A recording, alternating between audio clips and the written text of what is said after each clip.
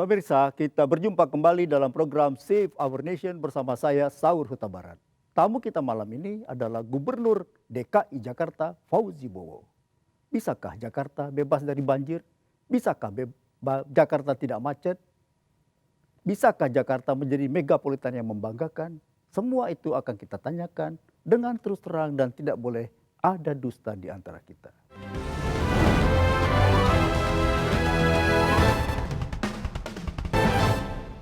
Ya, 1,5 tahun menjadi gubernur, apa yang telah dilakukan? Saya kira kita punya persepsi yang sama, Bang Saur, mengenai Jakarta. Jakarta ini dihuni oleh begitu banyak penduduk dan beragam etnis yang ada di Jakarta. Kemudian setiap penduduk Jakarta itu punya keinginan untuk berkompetisi meningkatkan kesejahteraannya. Selain daripada itu, Jakarta juga syarat dengan berbagai fungsi. Ibu kota negara, pusat perdagangan, pusat keuangan, pusat budaya. Seluruh fungsi-fungsi ini harus bisa berjalan sebagaimana yang diharapkan oleh warga dan mereka yang terkait dengan fungsi-fungsi tersebut. Selain daripada itu, kita memang juga memiliki fasilitas yang cukup memadai. Dan fasilitas ini tentu harus memberikan manfaat yang optimal. Ini adalah tugas manajemen Ibu Kota Jakarta. Nah, untuk itulah, untuk menjamin agar seluruhnya ini bisa berfungsi dengan baik, tentu kita perlu kesepakatan. Kesepakatan bahwa semuanya ini hanya bisa berjalan dengan baik kalau ada aturan yang ditaati. Aturan itu berupa ketentuan dan kepatuhan terhadap ketentuan tersebut. Jadi kata kuncinya di sini, tegakkan hukum sebagaimana yang diharapkan oleh warga. Tegakkan hukum. Nah, dari situlah kita berangkat. Kemudian saya rumuskan visi saya, yaitu bagaimana kita membangun Jakarta yang nyaman, aman untuk semua warganya. Tentu ini tidak sederhana. Langkah apa yang kita lakukan? Tentu kita memerlukan pendekatan yang tepat. Pendekatan misalnya dengan berusaha sekuat tenaga mewujudkan principles of good governance. Prinsip-prinsip yang kita kenal, saya hanya sebut beberapa. Buatlah pemerintahan ini transparan, buatlah pemerintahan ini akuntabel, buatlah pemerintahan ini mengundang partisipasi dari sebagian besar warganya. Manfaatkan potensi yang ada. Kemudian mari kita berikan pelayanan yang baik dan yang semakin baik bagi warga kota. Ini adalah dambaan setiap warga kota. Kemudian kita bangun sarana prasarana kota yang dibutuhkan untuk itu. Kemudian juga kita jangan pernah melupakan bahwa kota ini harus sustain untuk jangka panjang. Jadi kaidah-kaidah lingkungan itu harus mendapat perhatian yang baik, yang proporsional. Hanya dengan demikian, aspirasi warga tadi untuk mendapatkan kesejahteraan yang semakin baik bisa kita jamin. Dari semua yang kompleks itu, dari mana dimulai? Ada beberapa langkah yang saya ambil dan sudah saya lakukan. Yang pertama tentu mereformasi birokrasinya. Bentuknya apa? Begini, Bang Saur. Kita adakan restrukturisasi, tentu tidak sederhana. Restrukturisasi daripada organisasi pemerintahan Provinsi DKI Jakarta ini. Kita butuh pemerintahan yang efektif, efisien, yang tidak boros. Jadi yang ramping struktur dan kaya fungsi. Itu baru bisa saya tuntaskan pada akhir tahun 2008. Mengapa? Karena ini terkait dengan kewenangan-kewenangan yang ada di luar kewenangan pemerintah daerah sendiri. Kita ini adalah bagian daripada Negara Kesatuan Republik Indonesia. Kemudian yang kedua, tentu juga kita perlu menata kembali seluruh tata laksana dan tata kerja dalam struktur yang baru tersebut. Baru kita berangkat nanti menata sumber daya manusianya. Yang pertama tadi contohnya apa? Restrukturisasi organisasi. Begini, kita ada sebagai warga, kita ini di tempat kita bermukim itu terbagi habis di Jakarta ini dalam RT, RW, kelurahan, kecamatan, dan wilayah Kota Madia serta Kabupaten Administrasi Kepulauan Seribu. Tidak ada orang yang tinggal di tengah-tengah. Jadi dia pasti harus, kalau dia penghuni Jakarta resmi, maka dia punya KTP yang jelas alamatnya di mana. Nah, setiap warga Jakarta ini kalau punya masalah yang berkaitan dengan kehidupannya bermasyarakat, kemana dia lari? Yang paling dekat dengan tempat huniannya itu adalah RT, yang bukan aparat pemerintah. Kemudian RW, yang juga bukan aparat pemerintah. Setelah itu, dia akan menemui jajaran pemerintah yang paling depan, yaitu di kelurahan. Pertanyaan saya sederhana kepada seluruh warga Jakarta. Apakah kelurahan-kelurahan yang jelas menjadi tumpuan warga dan harapan warga ini sudah bisa memenuhi keinginan warganya atau belum? Jawabannya definitely belum, dan jauh daripada itu. Mengapa? Antara lain karena memang kelurahan yang ada seperti sekarang ini belum bisa memenuhi harapan karena tidak punya fungsi, tidak punya kewenangan yang cukup, tidak punya personel yang qualified, dan tidak punya prosedur tetap yang memungkinkan dia memberikan layanan dan memenuhi harapan masyarakat tadi. Apa yang dilakukan di kelurahan? Sampai dengan beberapa waktu yang lalu, kewenangan yang ada di kelurahan itu hanya terbatas. Sekarang kita rubah, kita berikan kewenangan lebih banyak. Misalnya? Dahulu kalau kita punya masalah, warga punya masalah, misalnya yang sedang sangat sederhana, sampah tidak diangkat. Ya. Itu lurah hanya bisa mencatat dan melaporkan kepada atasannya yang ada di. Ya. Ini salah satu contoh. Masalah kependudukan. Kewenangan lurah juga sangat terbatas. Ya. Ini semua tuntutan masyarakat menuju ke arah penyelesaian tuntas. Dan dari sudut pandang manajemen, kalau masalah yang ada pada level tertentu itu bisa diselesaikan pada level tersebut, dia akan mengurangi beban manajemen Ke atas pada level makin yang kurang. lain. Ya. Nah, ini yang kita lakukan. Jadi reformasi dalam bentuk restrukturisasi dan perkuatan manajemen pada tingkat kelurahan dan juga kecamatan. Kecamatan saya ambil contoh lain. Kalau dulu mau minta izin bangunan, mendirikan bangunan, terlepas dari kecil atau besar, semua itu harus ke dinas. Ya. Sekarang kita desentralisasikan itu, atau kita dekonsentrasikan Di tingkat kecamatan. di tingkat kecamatan. Jadi cukup selesai di kecamatan. Untuk yang sederhana. Tentu kalau untuk bangunan seperti studio metro ini tidak mungkin diselesaikan pada tingkat kecamatan, maka dia harus tetap di dinas. Tapi ada pembagian tugas yang lebih proporsional, dan dari sudut pandang pelayanan masyarakat Menjadi lebih cepat. jadi lebih cepat, lebih efisien. dan lebih sederhana juga. Ya. Nah, ini yang kita lakukan. Memang belum banyak, kita baru pada tahap awal, tapi langkah awal sudah kita ambil, dan layanan tersebut sudah bisa dirasakan oleh masyarakat. Lain hal lagi, kita juga lakukan perubahan dalam arti menyederhanakan prosedur. Ya. Jadi kalau dulu orang mau minta keterangan rencana kota, dia harus seakan-akan dia harus meminta-minta keterangan tersebut. Ya. Sekarang this is just a click away. Ya. Dia bisa mendapatkan informasi yang dia butuhkan. Kalau itu harus dilegalisir, maka dia harus menghubungi instansi. Tapi kalau tidak perlu dilegalisir, dia tidak perlu menghubungi instansi. Ya. Keseluruhannya nih Bang Saur, kita maksudkan untuk memberikan layanan yang lebih baik, tapi juga sekaligus untuk menegakkan kaidah-kaidah good governance tadi. Ya. Membuat pemerintahan ini lebih transparan, lebih akuntabel, ya. Dan tentu tuntutannya juga ke arah yang lebih profesional. Ini yang kita lakukan. Tapi Jakarta terus bertumbuh ya, penduduknya, orang datang.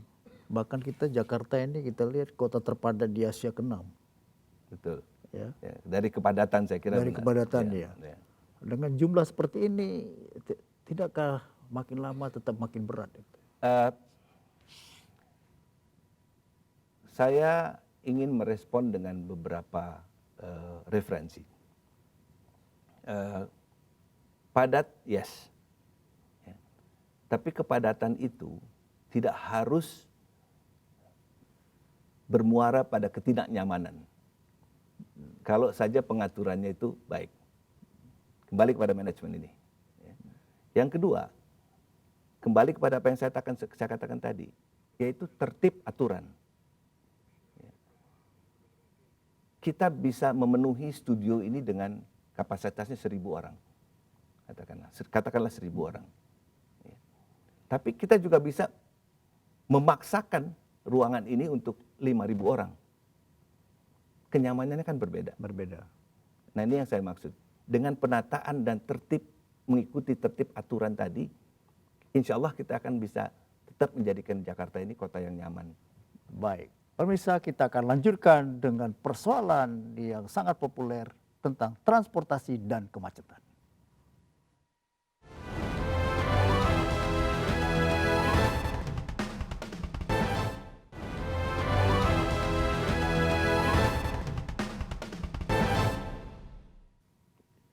Jakarta itu identik dengan kemacetan.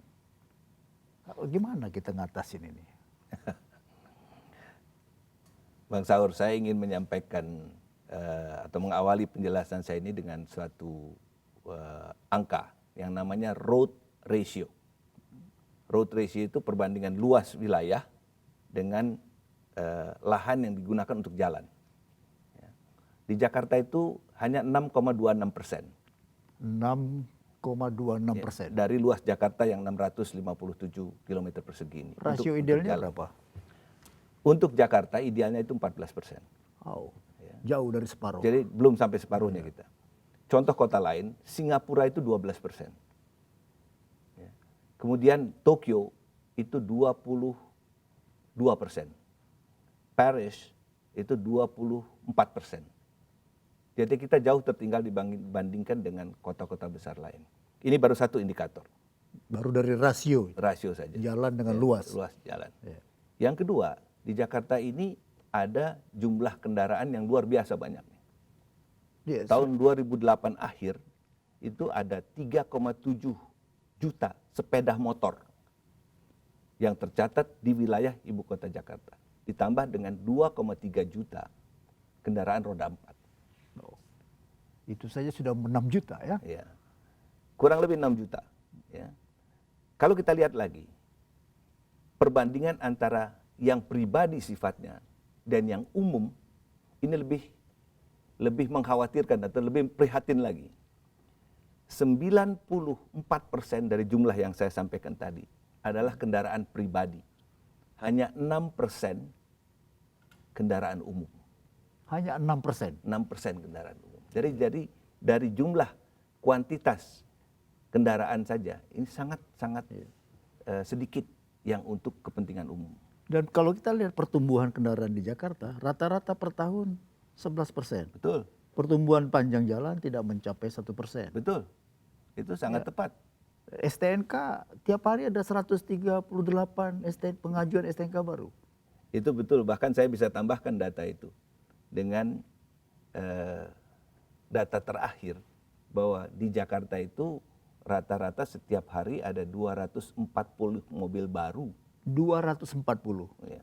Berarti ini malah sudah ketinggalan. ketinggalan. Dengan cepat tertinggal ya 138 ini. Dan yang lebih memprihatinkan lagi ada 890 sepeda motor yang mendapatkan surat keterangan baru setiap hari. Setiap hari 890 motor Ya. dan 240 mobil baru. Nah, itu data-data yang menjadi indikator kemacetan di Jakarta. Kemudian saya ingin sampaikan sedikit lagi. Data ini akan menunjukkan betapa seriusnya masalah transportasi di ibu kota Jakarta. Setiap hari penduduk Jakarta itu melakukan perjalanan, trip. Bang Saur dari rumah pergi ke Metro TV, dari Metro TV pergi lunch, dari lunch kembali ke Metro TV, dari Metro TV mungkin ada acara di Senayan. Itu setiap perjalanan itu disebut satu trip. Setiap hari orang Jakarta melakukan kurang lebih 20,1 juta trip. 20,1 juta trip. Ya. 60% diantaranya itu yang disebut motorized trips, perjalanan. Jadi yang dengan menggunakan kendaraan bermotor, apakah itu kendaraan pribadi atau tidak. Ya. Nah sekarang kalau kita bagi, jadi ada kurang lebih 60% itu 12 juta perjalanan dengan menggunakan kendaraan bermotor. 55% diantaranya, 55% diantaranya ini menggunakan angkutan pribadi. 45% menggunakan angkutan umum. Padahal jumlah angkutan umumnya tadi cuma 6% daripada total kendaraan yang ada. Nah, inilah yang menyebabkan kami dari pemerintah daerah menyusun satu pola yang berpihak kepada angkutan umum. Itulah jawabannya busway. Bukan hanya busway, jadi pola itu pola yang terintegrasi dan terpadu. Sebelum saya masuk ke angka atau ke detail, angkutan umum ini nyaris mendapat perhatian yang serius dari berbagai pihak yang terkait selama beberapa dekade terakhir. Tapi tidak menyelesaikan persoalan. Oleh karena itu, kita perlu memberikan perhatian yang lebih besar pada angkutan umum ini. Pola yang kita gunakan adalah pola yang kita sebut pola transportasi makro. Dalam menangani transportasi ini, begini Bang Saur, kalau penumpangnya banyak, itu tidak bisa kita angkut secara baik dan kita tuntaskan masalahnya dengan jenis angkutan yang tidak cocok. Misalnya begini, kita bubar stadion utama, main bola, 100.000 orang. Mereka mau menuju ke tempat tinggal masing-masing. Bisakah mereka itu pulang ke rumahnya masing-masing dengan bajai? Pasti tidak. Bukan tidak bisa, tapi berapa ratus bajai yang diperlukan. Ya. Dan akhirnya berapa banyak space, ruang yang diperlukan untuk memungkinkan bajai tadi beroperasi dengan baik. Jawabannya jenis angkutan yang kurang tepat kan tadi. Jadi kita harus cari jenis angkutan yang tepat. Apa itu? Contohnya bis, itu lebih memadai. Selain daripada itu, di dalam traffic management ini barangkali satu saat, dan saya yakini ini pasti harus kita berlakukan, harus ada pembatasan penggunaan kendaraan pribadi. Ya, ini kita akan setelah transportasi umum, setelah makin banyak. Ya, setelah area tadi dilayani oleh transportasi umum. Nah, sekarang mengapa ini sebetulnya ada pemahaman yang barangkali kurang begitu tepat. Kita tidak pernah neglecting kereta api. Kereta api akan tetap kita tingkatkan, bekerja sama dengan PT Kereta Api, bahkan sekarang PT Kereta Api sudah punya perusahaan sendiri untuk kereta api regional Jabodetabek ini. Ya, kita akan bekerja sama, bahkan kita akan mungkin bersinergi dalam bentuk satu joint perusahaan nantinya. Ya, untuk jalur-jalur yang sudah ada. Jadi kapasitas yang ada kita tingkatkan, seperti Bogor, Depok ini sekarang frekuensi sudah cukup tinggi. Yang belum, yang akan sebentar lagi kita tingkatkan yaitu yang ke Serpong, ke Rangkas Bitung. Baik pemirsa, kita akan masuk ke persoalan yang serius juga, yaitu banjir. Bisakah Jakarta bebas dari banjir?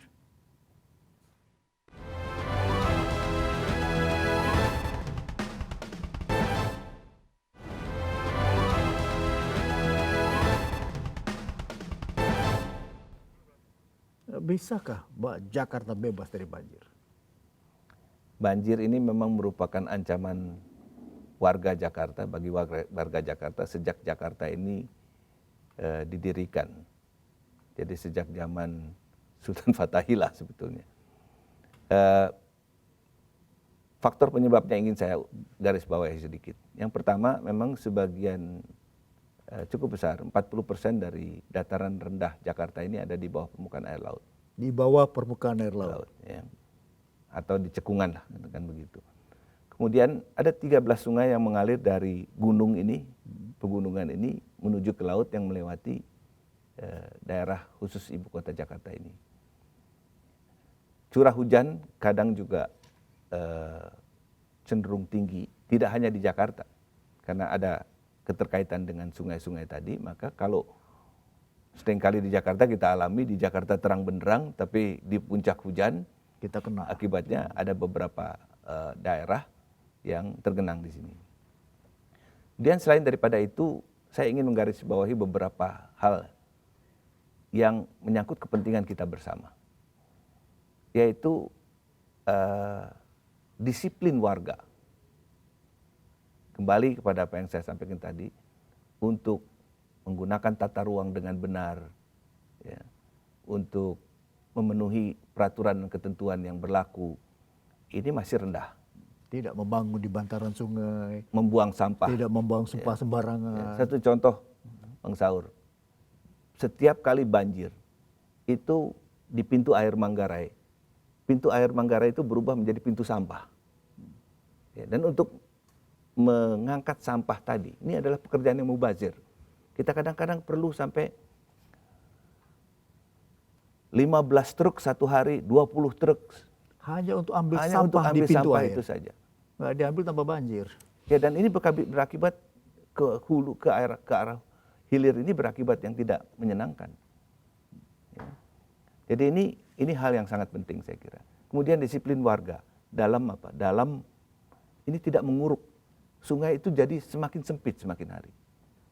Dia bangun di bantaran sungai, tadi Bang Saur sudah katakan. Dan juga ada pihak-pihak tertentu yang menyebabkan lebar sungai ini menjadi menyempit dan dan mendangkal. kedalamannya juga mendangkal. Iya. Ya. Nah, apa yang kita lakukan sekarang? Kita sebetulnya punya master plan penanggulangan banjir. Karena sebagian tadi ada di bawah permukaan air laut, maka air yang tergenang di sini harus diangkat. Diangkat dengan sistem polder. Seperti halnya, ambil contoh yang paling terkenal di dunia ini di negeri Belanda. Yang rata-rata datarannya itu 7 meter di bawah permukaan laut. Tapi dia juga tidak kebanjiran lagi sekarang. Karena ada sistem yang berfungsi dengan baik. Ya. Sistem itu kita punya. Tapi belum tuntas. Kita bangun dan kita laksanakan. Tempat-tempat parkir air atau waduk, situ dan lain sebagainya ini belum sepenuhnya berfungsi sebagaimana yang kita inginkan. Ada yang sudah luasannya sudah cukup besar, tapi dihuni dan lain sebagainya, jadi secara liar. Jadi ini harus kita kembalikan fungsinya. Prinsipnya adalah yang kami lakukan, yang kami perlu lakukan adalah memfungsikan kembali dan mengembalikan fungsi dari sarana-sarana penanggulangan banjir ini. Ya. Sampai kapan itu bisa? Oh, kita lakukan itu, bukan kita tidak lakukan. Dan contoh yang paling konkret untuk bagian Jakarta bagian timur itu kita bangun banjir kanal timur yang besar itu, 23 km lebih. Kita bebaskan dan sekarang sudah 80% lebih bebas. Sudah 80% Ya. bebas. Dan bukan hanya itu, kalau Bang Saur sekali-kali melancong ke Jakarta Timur, kaget kita melihat ada proyek sebesar itu di ibu kota Jakarta. Dan itu merupakan satu kebutuhan ibu kota. Kalau itu selesai, Kapan itu? itu diperkirakan akan mulai berfungsi tahun 2010. 2010 akan akhir, berfungsi. ya 2010 akhir lah. Kalau itu sudah berfungsi? Kalau itu berfungsi, tekanan banjir di belahan timur Jakarta ini paling sedikit sekitar 120 hektar itu akan sangat berkurang. Karena airnya akan dialirkan langsung ke laut. Ya. Kemudian yang kita lakukan juga program besar lainnya, tapi dananya nggak sedikit tadi, membangun banjir kanal timur tadi. Membebaskan tanahnya mahal, membangun salurannya juga mahal, kurang lebih sekitar 5,5 triliun itu. Bekerja sama kita dengan pemerintah pusat tentunya. Kemudian yang kedua yang kita lakukan juga bersama dengan pemerintah pusat yaitu mengeruk seluruh saluran. Tadi kita sependapat bahwa jadi dangkal kan. Dangkal. Dan sebagian besar dari saluran-saluran ini selama 30 tahun terakhir tidak pernah dikeruk. Tidak pernah dikeruk selama 30 tahun. Yang dilakukan adalah pengerukan sporadis, artinya spots. Tapi secara keseluruhan dalam bentuk sistem itu tidak pernah kita lakukan. Nah, ini akan kita lakukan dengan bantuan dari Bank Dunia. 1,8 triliun kurang lebih. Kalau kedua hal ini bisa kita kerjakan dengan baik, jadi banjir kanal timur kita fungsikan, kemudian pengerukan kita lakukan dan kita jaga supaya dia bisa tetap berfungsi dengan baik saluran-saluran ini. Jadi yang kita keruk ini bukan hanya yang kecil, yang besar pun kita keruk. Kemudian banjir kanal barat juga barangkali orang Jakarta sudah lihat dinormalisir dan diperkuat, fungsinya itu ditingkatkan. Kalau semua ini kita bisa lakukan, insya Allah tekanan banjir di ibu kota Jakarta ini pada tahun katakanlah 2012, 2011 itu akan berkurang sampai dengan 40 hingga 50%. 40-50%. Ini baru tahap awal. Tahap yang berikutnya kita harus bekerja sama dengan daerah otonom yang bertetangga dengan kita. Sekarang alhamdulillah sudah ada Kepres mengenai Bodetabek-Jur ini, Jabodetabek-Jur, ya, yang mengharuskan kita memanage aliran sungai ini bersama-sama. Kalau ini kita bisa manage dengan baik, situ-situ yang dibutuhkan untuk tempat parkir air kita rawat, ya. Kemudian barangkali kita perlu membangun sodetan-sodetan yang menghubungkan satu kali yang satu dengan kali yang lain, dan kita juga akan membangun satu terowongan besar, ya, yang menghubungkan Kali Ciliwung dengan banjir Kanal Timur tadi. Jadi kalau Ciliwung ini airnya terlalu banyak, terlalu besar, kita akan bisa mengalirkan dia ke banjir Kanal Timur. Dan itu, Kalau itu semua bisa kita lakukan tepat pada waktunya, mungkin kira-kira tahun, saya kira 2017 mungkin, maka banjir di Jakarta insya Allah akan berkurang lagi menjadi sekitar tinggal 30%. baik. Pemirsa, kita akan bicarakan sebuah konsep besar untuk mengatasi Jakarta yang disebut megapolitan.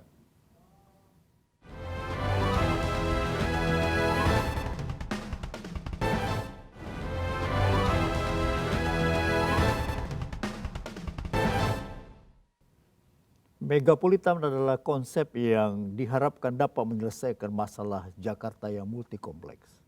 Tapi kayaknya sulit ya, karena ego teritori masing-masing itu terlalu kenceng, terlalu kuat.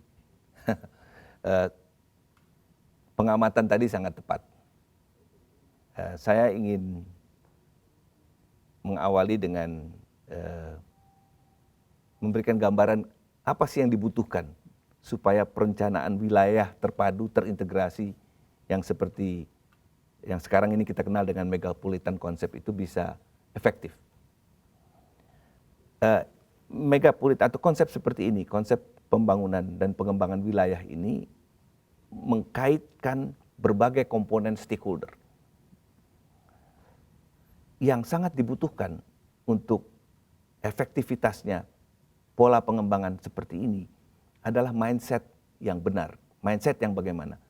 Mindset yang meninggalkan egosentrisme masing-masing untuk bergabung dalam satu kepentingan yang kita sebut kepentingan bersama. Jadi tidak ada lagi yang bicara ini wilayah saya, itu wilayah Anda. Ini semua ada wilayah kita bersama. Dan mari kita kembangkan untuk kepentingan kita bersama. Harus ada mutual understanding untuk mutual benefit. Semua harus dapat keuntungan. Dan harus ada keikhlasan, pengorbanan misalnya. Saya ingin tentu yang berbicara seperti ini tidak terlalu sulit, tapi melaksanakan yang mempraktekkan ini yang sulit. Ya. Jadi saya ingin, saya mencoba mulai menerapkan pola pikir tersebut di jajaran saya. Misalnya? Jadi kalau ada sesuatu yang perlu kita ikhlaskan ke kawasan lain, ya, yang bersebelahan dengan kita, ini saya kira perlu kita lakukan. Contohnya apa itu? Contoh, Jakarta tidak lagi tepat untuk kawasan industri. Ya, kecuali mungkin beberapa yang sudah ada dan beberapa industri yang memenuhi beberapa persyaratan lingkungan. Jadi tidak menggunakan jumlah air dalam bentuk yang dalam volume yang besar, tidak menggunakan tanah yang terlalu luas, dan tidak menimbulkan polusi yang terlalu berkelebihan. Jadi biarlah dibangun industri itu di tetangga. Kita harus ikhlaskan, meskipun itu berarti pendapatan daerah. Berkurangnya pendapatan dasar daerah. Harus diikhlaskan. Karena ada pembagian fungsi tadi. Ya. Ini penting. Kemudian misalnya, kalau kita berbicara soal transportasi kepentingan bersama. Ya. Saya kira kalau pemerintah daerah Provinsi DKI ini diminta untuk menjajaki kemungkinan-kemungkinan investasi bersama, kita harus siap. Sehingga jalur kereta api tadi misalnya sampai ke daerah Betul. hinterland. Dan jalur angkutan umum ini tidak berhenti di batas kota. Ya. Ada contoh lain lagi. Untuk kepentingan ekonomi, kita bicara beberapa sektor misalnya. Ya. Jakarta mengambil inisiatif untuk mendirikan pusat distribusi produk-produk pertanian, agriculture, tidak di ibu kota Jakarta. Di mana? Kita buat itu di luar. Bisa di Bogor, menurut studi di Kabupaten Bogor, satu lagi barangkali di Kabupaten Bekasi. Jadi dia tidak perlu langsung masuk ke Jakarta, sehingga mengurangi tekanan terhadap Jakarta. Betul. Dan tumbuh daerah sekitar. Itu kepentingan bersama lagi kan. Ya. Jadi kita harus melihat ini dalam satu perspektif yang lebih luas.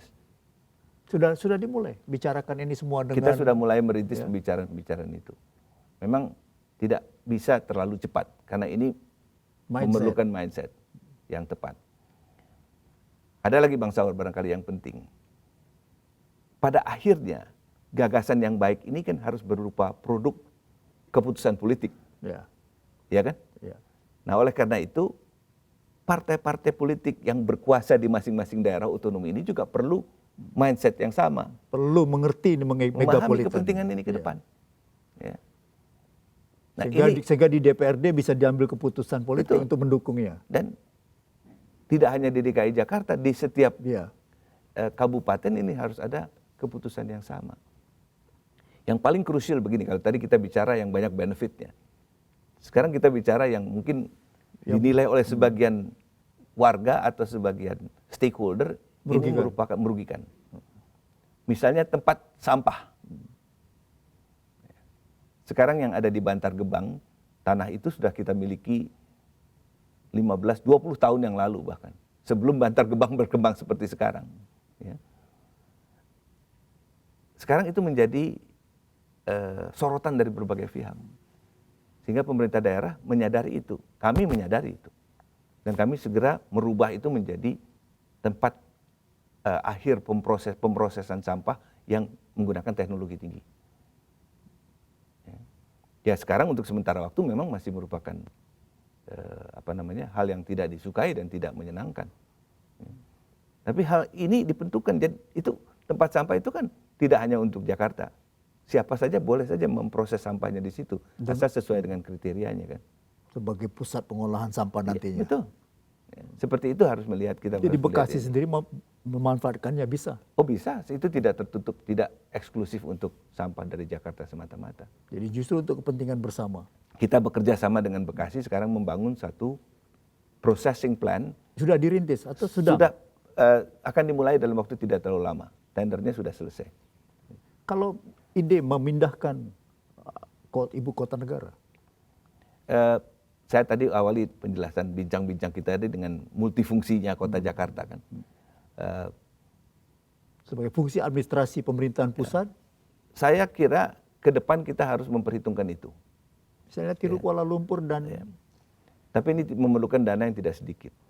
Dan sekali lagi, ini tidak boleh lepas daripada pola pikir yang tepat. Bahwa peralihan fungsi ini tetap harus diikuti oleh perubahan-perubahan sekelilingnya secara terpadu dan terintegrasi. Agar tidak terulang kembali kesalahan yang sama. Kesalahan yang pernah kita alami di Jakarta ini. Itu membutuhkan pemahaman yang saya kira yang sama dari seluruh stakeholder yang terkait. Ya, kan di berbagai tempat kan sudah terjadi. Misalnya negara Kanada, pernah di Montreal pindah Toronto. Ya. Brazil yang paling mencolok itu. Ya, Brazil, iya. Kemudian di Australia, Rio de Janeiro, Brasilia. Canberra itu kan dibuat memang dari tanah kosong. Tanah kosong dan gersang, kering, tidak menarik, tapi jadi pusat pemerintahan. Saya kira itu kita harus, opsi itu harus tetap kita perhitungkan ke depan. Meskipun untuk sementara waktu, saya yakin dan percaya bahwa ini merupakan satu pekerjaan besar yang barangkali akan mengakibatkan dampak yang tidak terlalu sederhana untuk perekonomian nasional. Oh gitu ya? Kosnya kan mahal, itu nggak sederhana. Ya. Dan mungkin juga ongkos politiknya mahal ya? Ongkos politik juga harus kita mahal, perhitungkan. Kan harus kita perhitungkan. Setuju itu. Harus kita perhitungkan. Ya. Iya. Baik. Ada satu persoalan lagi yang akan kita bicarakan, yaitu bisakah Jakarta ini menjadi pusat bisnis yang menyenangkan?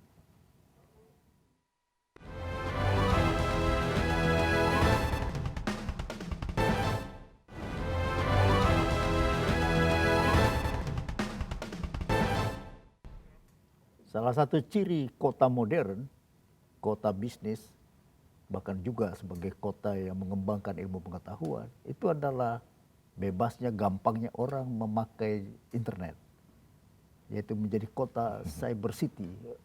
Jakarta gimana? Sebelum saya respons hal yang sangat spesifik dan khusus ini, Jakarta ini memang kita ingin dan menurut master plan-nya kita akan jadikan service city. Service city, Service kota city. jasa, kota pelayanan. Kota pelayanan. Ya. Dan sekarang saya sependapat dengan Bang Saur, jenis layanan apa yang tidak menggunakan informasi teknologi? Hampir semua sudah menggunakan informasi teknologi. Ya. Secara kasar, kita tidak bisa mengandalkan pertumbuhan ekonomi Jakarta ini kepada anggaran pemerintah semata-mata. Kalau kita hitung kontribusi dari anggaran pemerintah pada tingkat nasional dan juga anggaran pendapatan dan belanja daerah di DKI Jakarta, Provinsi DKI Jakarta ini, paling banyak 20 sampai 25, maksimum 30% dari PDRB kita. Produk domestik regional bruto kita. Selebihnya dari mana? Selebihnya dari pihak swasta, non pemerintah. Nah, saya ingin kembali kepada tadi yang saya sampaikan. Jadi kita harus menciptakan iklim yang kondusif, harus membangun sarana dan prasarana yang diperlukan. Di antara sarana prasarana yang diperlukan ini, tidak hanya jalan, jembatan, flyover, dan juga underpasses. Jalan tol kita bangun. Jalan tol yang sedang dalam proses sekarang ini, jalan tol yang namanya W1 dan W2. Jadi di sebelah barat dari Metro TV ini. Nanti kalau mau ke Bekasi tidak perlu lagi masuk ke dalam kota, tapi dia bisa langsung lewat Pondok Indah. Ini akan mengurangi tekanan traffic, beban traffic di dalam kota. Ya. Itu kita akan selesaikan dalam waktu 2-3 tahun yang akan datang. Jalan layang khusus masuk ke pelabuhan untuk kontainer-kontainer tadi. Itu juga akan selesai dalam 2-3 tahun yang akan datang. Ya. Ke bandara sekarang sudah agak nyaman. Tidak perlu lagi khawatir harus berenang ke bandara. Ya. Ini saya kira semua merupakan bagian daripada planning terintegrasi untuk menjadikan Jakarta ini sebagai destinasi bisnis yang baik. Tapi banyak kali jalan rusak itu gimana? Jalan rusak ini merupakan bagian dari pekerjaan rumah yang harus kita selesaikan. Istilahnya begini, jalan itu sebagaimana juga barang, benda apapun, ada life cycle-nya, ada umurnya. Ya. Makin bagus dia dibuat kualitasnya, tentu makin lama umurnya. Pertanyaan yang saya sering terima dari masyarakat Jakarta ini, mengapa jalan di Jakarta tidak semua dibeton? Ya. Kita tidak punya kemampuan untuk membetonisasi semua jalan yang ada di Jakarta, yang lifetime-nya lebih lama. Tapi di tempat-tempat tertentu yang diperlukan kita sudah lakukan. Jalan Marta Dinata, itu setiap kali kalau tidak dibeton dia akan seperti gelombang di laut. Padahal itu jalan arteri, jalan ekonomi. Kita beton. Sekarang jalan Yosudarso, kemarin pun saya sudah mulai dengan membeton itu. Tapi tidak semua bisa kita lakukan karena kita juga masih memerlukan anggaran untuk memberikan layanan gratis pengobatan bagi orang miskin. Sekolah gratis. Sekolah gratis 9 tahun di sekolah-sekolah negeri. Kemudian memberikan jaminan kesejahteraan buat guru-guru. Begitu banyak orang mau jadi guru di Jakarta. Mengapa? Karena take home pay-nya kurang lebih 5 juta setiap bulan di sini. Yang terbaik gaji guru sekarang di DKI. Di Jakarta. Ya, ini semua harus kita atur dalam bentuk keseimbangan yang harmonis. Jadi kapan tuh fiber optik itu? Kita akan selesaikan mungkin dalam waktu 3-4 tahun. Ya. Saya kasih ilustrasi sedikit. Mengapa kita lakukan ini? Karena ini suatu kebutuhan. Bukan hanya di financial center. Tapi hotspot itu sekarang jadi tuntutan orang di semua pelosok, setiap pelosok kota. Kemarin saya baru meresmikan taman di Empang Blok C di Kebayoran itu, di Jalan Mahakam. Namanya Taman Ayodhya. Ya. Waktu kita menyelesaikan taman itu, seluruh masyarakat yang sering menggunakan taman itu atau daerah situ mengatakan perlu ada hotspot. Mereka meminta. Kita buat itu. Jadi sekarang sudah bisa gampang berinternet di situ. Di situ, yes. Tapi di tempat lain masih harus kita lengkapi. Dan kami pun sendiri di pemerintahan daerah DKI Jakarta ini sekarang sudah menggunakan internet. Pengadaan barang di DKI Jakarta, insya Allah akhir tahun ini, akhir tahun lalu itu baru 20-30% yang menggunakan e-procurement. Akhir tahun ini mudah-mudahan bisa sampai 70%. Dan tahun depan saya harapkan 100%, bahkan sebagian dari tender sudah melalui internet. Jadi tidak ada lagi pat gulipat ya. Ini adalah tuntutan zaman. Iya. Kalau kita tidak melakukan itu, maka Jakarta akan tetap menjadi kota yang terbelakang. Dan saya kira tidak ada satupun warga Jakarta yang menginginkan hal tersebut terjadi. Kapan bisa sekolah-sekolah bisa memakai internet dengan gratis? Itu tadi saya katakan. Kita perlu jaringnya dulu. Infrastruktur dulu. Infrastrukturnya dulu. Setelah infrastruktur ada, tentu kita bisa melakukan tarif yang berbeda untuk kepentingan sosial dan juga untuk kepentingan yang komersial. Sama halnya seperti struktur tarif daripada air minum. Untuk mereka yang berpenghasilan rendah, itu tarifnya tentu jauh lebih rendah ketimbang daripada untuk kepentingan komersial. Bagaimana menghadapi tekanan kriminalitas yang mungkin meningkat? Dari kajian yang ada, kriminalitas ini ada kaitannya dengan ekonomi. Laju pertumbuhan ekonomi yang stagnasi atau menurun ini akan cenderung mengakibatkan angka kriminalitas meningkat. Bukan hanya di Jakarta. Iya, fenomena umum. Fenomena umum di seluruh dunia. Ya. Kita secara tidak langsung berusaha untuk mencegah agar kontraksi ekonomi ini tidak terlalu parah. Ya. Saya ingin sampaikan Bang Saur, kita sudah menyiapkan juga social safety net pada level yang paling bawah. Sudah menyiapkan itu? Ya. Mulai bulan April ini di setiap kelurahan di ibu kota Jakarta akan ada koperasi yang punya modal yang tidak sedikit. Kurang lebih 2 miliar. In total saya punya 660 miliar di 267 kelurahan untuk modal bergulir. Untuk menciptakan? Untuk menjadi referensi buat warga yang menjadi anggota koperasi, dia bisa meminjam kalau dia memerlukan itu. Oh. Dan ada lagi yang khusus. Kita juga menyiapkan membayar konsultan pendamping untuk manajemen koperasi tadi secara terpisah. Karena kita ingin supaya koperasi itu profesional. baik, ya. Kita juga memberikan pelatihan bagi para anggota koperasi untuk bisa menjadi anggota koperasi yang profesional dan bertanggung jawab. Kita siapkan modal juga untuk itu. Karena ini semua akan lebih menarik buat para urban. Itu pertanyaan yang sangat tepat, tapi kita harus berpikir positif. Itu semua adalah rakyat ya? Pemerintah nasional pun melakukan yang namanya program nasional pemberdayaan masyarakat. Yang maksudnya adalah untuk mengangkat tingkat perekonomian masyarakat di seluruh tanah air. Dengan balance yang semakin baik ini, saya yakin arus urbanisasi akan tetap ada. Tapi mudah-mudahan dia akan mencapai tingkat yang lebih moderat. Baik, pemirsa, jadi ada optimisme yang kuat bahwa 2012 banjir bebas juga kemacetan. Sampai jumpa pekan depan dalam program yang sama, Save Our Nation.